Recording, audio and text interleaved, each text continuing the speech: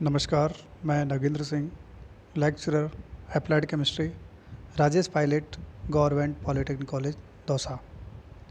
आज हम first sem की जो पॉलिटेक्निक केमिस्ट्री है, उसके चैप्टर फर्स्ट में कंसंट्रेशन टर्म को पढ़ेंगे। इससे पूर्व के लेक्चर में मैं आपको विलेय, विलायक और विलयन की अवधारणा को समझा चुका हूँ। सॉल्यूट क्या होता है, सॉल्वेंट क्या होता है और सॉल्यूशन क्या होता है, इनके बारे में लास्ट जो लेक्चर था उसमें बता चुका हूँ। आज इस लेक्चर में हम कंसंट्रेशन टर्म को पढ़ेंगे। सांद्रता क्या है? सांद्रता किसी 1 लीटर विलयन या 1 किलोग्राम विलायक में विलेय की मात्रा सांद्रता कहलाती है। सांद्रता की कई यूनिट होती हैं, कई इकाई होती हैं। सांद्रता की इकाइयों को हमने 2 भागों में बांटा है। एक है टेम्परेचर डिपेंडेंट, तापमान पर निर्भर रहने वाली सांद्रता की इकाइयाँ, और जो दूसरी है वो टेम्परेचर इंडिपेंडेंट, ये तापमान पर निर्भर नहीं करती है। टेम्परेचर डिपेंडेंट इकाइयाँ वो इकाइयाँ होती हैं जिनमें वॉल्यूम की टर्म आती है, आयतन आता है।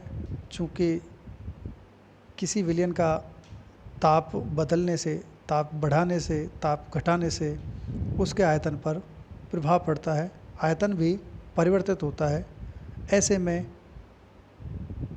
वो इकाइयाँ जिनमें वॉल्यूम की टर्म होती है उनमें भी चेंज आता है, इसलिए इन सभी इकाइयों को टेम्परेचर डिपेंडेंट इकाइयाँ भी कहते हैं। इसमें वॉल्यूम बाय वॉल्यूम, आयतन परसेंटेज जिसको बोलते हैं, molarity, normality, ppm, volume by volume और फॉर्मेलिटी, ये यूनिट टेम्परेचर डिपेंडेंट यूनिट है। दूसरी टेम्परेचर इंडिपेंडेंट यूनिट, इसमें वॉल्यूम की टर्म नहीं होती है। वॉल्यूम की टर्म के स्थान पर मास की टर्म होती है, द्रव्यमान आता है, भार आता है। इसमें वेट परसेंटेज, जिसे भार प्रतिशत कहते हैं, मोल फ्रैक्शन, मोल भिन्न आती है, मोललिटी, मोललता आती है, और पीपीएम जो कि वेट बाय वेट की फॉर्म होती है। तो हम इनको एक एक करके पढ़ेंगे। इससे जो पूर्व का लेक्चर था उसमें मैं आयतन प्रतिशत और भार प्रतिशत दोनों को बता चुका हूँ। आज हम मोलरिटी को पढ़ेंगे। मोलरिटी मतलब मोलरता, जिसे हम कैपिटल एम से रिप्रेजेंट करते हैं, जिसकी परिभाषा इस प्रकार है: 1 लीटर विलयन में विलेय के मोलों की संख्या उस विलयन की मोलरता कहलाती है। और इसको हम फॉर्मूले के रूप में इस प्रकार व्यक्त करते हैं: कैपिटल एम बराबर mole of solute upon volume of solution, और जो सॉल्यूशन का वॉल्यूम होता है वो लीटर में होता है। तो हमारे पास जो फॉर्मूला आता है वो n upon V L. n यहाँ पर जो विलेय है उसके मोलों की संख्या है, और v यहाँ विलयन का आयतन है, और ये लीटर में है। अब हमें पता होना चाहिए कि किसी भी जो विलयन में जो सॉल्यूट है, विलेय है, उसके मोल कैसे निकाले जाते हैं।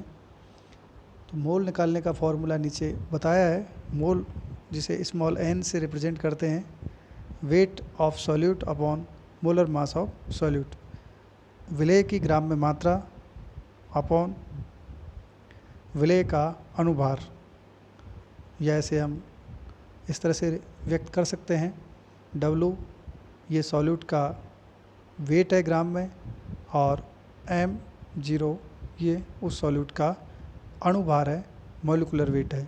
तो इस तरह से यदि हम मोल का वैल्यू मोलरता के फॉर्मूले में रखें तो मोलरता का नया फॉर्मूला इस प्रकार आता है: मोलरता M बराबर W, जो कि विलेय का ग्राम में मात्रा है, अपॉन m0 विलेय का अणुभार है, Vl विलयन का आयतन है। यदि विलयन का आयतन यहाँ पर लीटर में है, यदि हम इसे ml में लेते हैं तो 1000 से ऊपर मल्टीप्लाई कर देंगे और मोलरता का एक जाना पहचाना हमें फॉर्मूला प्राप्त हो जाएगा। तो इस फॉर्मूले के माध्यम से हम बहुत सारे मोल कॉन्सेप्ट के क्वेश्चन करते हैं, मोलरता निकालते हैं।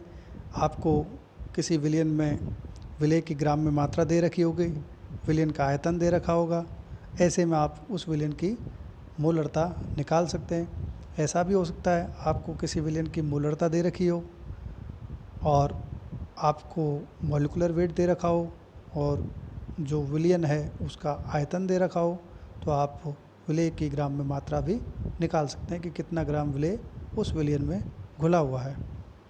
तो इस फॉर्मूले की सहायता से हम विभिन्न तरह के जो न्यूमेरिकल हैं, जो मूल कॉन्सेप्ट पे बेस होते हैं और मोलरता से संबंधित होते हैं, उनको हम आसानी से सॉल्व कर सकते हैं। अब इसी के साथ एक छोटा सा टॉपिक और आता है, स्ट्रेंथ, जिसे स्मॉल एस से हमने कैपिटल एस से हमने दिखाया है। स्ट्रेंथ किसी विलयन के 1 लीटर आयतन में जो सॉल्यूट का मास है या विलेय का द्रव्यमान है, विलेय का भार है, वो उस विलयन की स्ट्रेंथ कहलाती है, क्षमता कहलाती है कि कितनी स्ट्रेंथ है इसकी। इसको हम इस तरह से निकालते हैं, strength mass of solute in gram upon volume of solution. और हमको मोलरिटी का फॉर्मूला पता है, मास of solute upon molecular weight into Vl।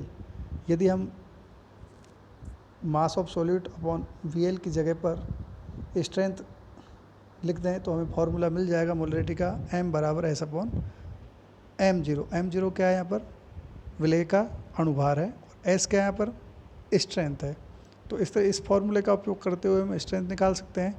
Strength बराबर कैपिटल M यहाँ पर मोलरता है और m0 अणुभार है। तो इसको दूसरे तरीके से हम इस तरह से व्यक्त कर सकते हैं। आप देखेंगे स्ट्रेंथ जब भी निकालनी हो तो स्ट्रेंथ बराबर उस विलयन की मोलरता को आप विलेय के अनुभार से मल्टीप्लाई कर देंगे तो उस विलयन की स्ट्रेंथ आपको पता लग जाएगी।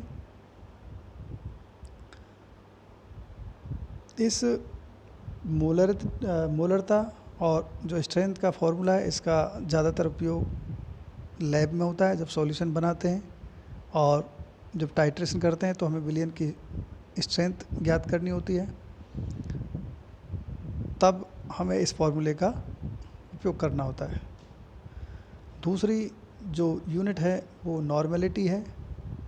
ये भी टेम्परेचर डिपेंडेंट होती है, ताप पर निर्भर करती है, क्योंकि इसमें भी वॉल्यूम की टर्म आती है और वॉल्यूम तापमान से प्रभावित होता है। तापमान बदलेगा तो वॉल्यूम भी बदलेगा। वॉल्यूम किसका बदलेगा, वॉल्यूम यहाँ पर सॉल्यूशन का बदलेगा।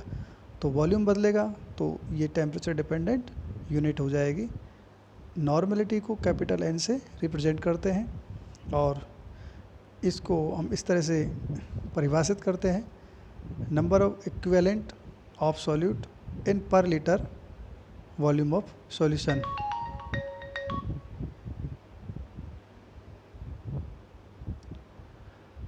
N नॉर्मेलिटी को हमने रिप्रेजेंट किया कैपिटल N के रूप में। N बराबर number of equivalent of solute upon volume of solution, या ऐसे फार्मूले के रूप में हम देखें, इक्विवेलेंट EQ से रिप्रेजेंट किया है और VL वॉल्यूम को रिप्रेजेंट किया और वॉल्यूम लीटर में है। इक्विवेलेंट कैसे निकालेंगे, इक्विवेलेंट इस तरह से निकाल सकते हैं कि जो विलेय की ग्राम में मात्रा है उसमें हम विलेय के तुल्यांक भार से डिवाइड कर दें तो हमें इक्विवेलेंट प्राप्त हो जाएगा। और तुल्यांक भार कैसे निकालेंगे, तुल्यांक भार जिसे हमने EM से रिप्रेजेंट किया है, इक्विवेलेंट वेट जिसको हम बोलते हैं, जो विलेय है उसके अनुभार में N फैक्टर से डिवाइड कर देंगे उसके अनुभार को, तो हमें इक्विवेलेंट वेट प्राप्त हो जाएगा, तुल्यांक की भार प्राप्त हो जाएगा। और जो सॉल्यूट का वेट है उसमें तुल्यांक की भार का भाग देने पर हमको इक्विवेलेंट, ग्राम इक्विवेलेंट जो बोलते हैं, इक्यू प्राप्त हो जाएगा। तो इस तरह से जो हमारा नॉर्मेलिटी का फॉर्मूला होगा, डब्लू जो कि विलेय की ग्राम में मात्रा है, EM विलेय का तुल्यांकी भार है, और VL जो विलियन है उसका लीटर में आयतन है। अब हम जो EM निकाला है, अभी हमने EM के फॉर्मूले को यहाँ लिखेंगे तो इस तरह से हमें नया फॉर्मूला प्राप्त हो जाएगा। N बराबर W जो विलेय की ग्राम में मात्रा है अपॉन M0 विलेय का अनुभार इंटू VL विलेय का आयतन, और इसको हमने स्मॉल n से मल्टीप्लाई कर दिया है, n फैक्टर से मल्टीप्लाई कर दिया। तो आप देखेंगे जो गोले में लिखा हुआ है W विलेय की ग्राम में मात्रा अपॉन विलेय का अनुभार इंटू विलेय का आयतन, विलियन का आयतन VL, इसको हम मोलरता कहते हैं, अभी हमने निकाला है। तो नॉर्मलता बराबर मोलरता इंटू n फैक्टर। इस तरह से यह नॉर्मलता और मोलरता में संबंध भी बताता है। अब n फैक्टर क्या है, हम इसके बारे में जानकारी प्राप्त करते हैं। n फैक्टर देखिए, अम्ल की क्षारकता, यदि मान लीजिए विलेय अम्ल है तो उसकी क्षारकता होगी, और यदि क्षार है तो उसकी अम्लता होगी। अम्ल की बेसिसिटी और क्षार की एसिडिटी।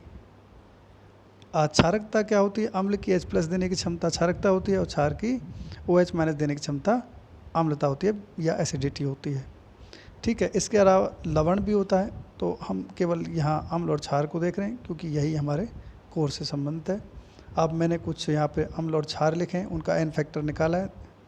आप देखिए HCl में एक H+ देने की क्षमता है, इसलिए इसकी जो बेसिसिटी है, क्षारकता है, वो 1 होगी, यानी n फैक्टर 1 होगा।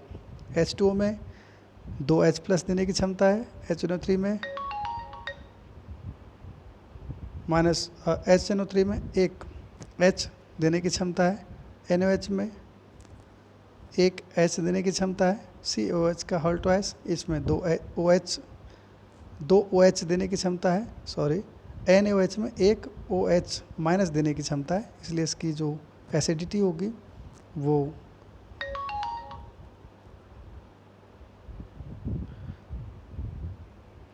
NaOH की जो एसिडिटी होगी वो 1 होगी, और COH का होल ट्वाइस, इसकी एसिडिटी 2 होगी, यानी जो फैक्टर होगा वो 2 होगा। MgOH का होल ट्वाइस का 2 होगा क्योंकि 2 OH- दे सकता है। KOH ये 1 OH- दे सकता है, इसलिए इसका n फैक्टर 1 होगा। CH3COOH 1 H+ दे सकता है, इसलिए इसका n फैक्टर 1 होगा। H3PO4 3 H दे सकता है, इसलिए 3 n फैक्टर होगा। इस तरह से आपको n फैक्टर पता होना चाहिए, और n फैक्टर का जब आप उस के मॉलिक्यूलर वेट में भाग देंगे तो आपको तुल्यांकी भार प्राप्त हो जाएगा, और इस तुल्यांकी भार का जब आप विलेय के ग्राम की मात्रा में भाग देंगे तो आपको ग्राम इक्विवेलेंट प्राप्त हो जाएगा, इक्यू प्राप्त हो जाएगा, और इक्यू में आप विलियन के वॉल्यूम, जो सॉल्यूशन है उसके वॉल्यूम से डिवाइड करेंगे तो आपको नॉर्मेलिटी प्राप्त हो जाएगी। इससे जो आगे का है हम नेक्स्ट क्लास में पढ़ेंगे।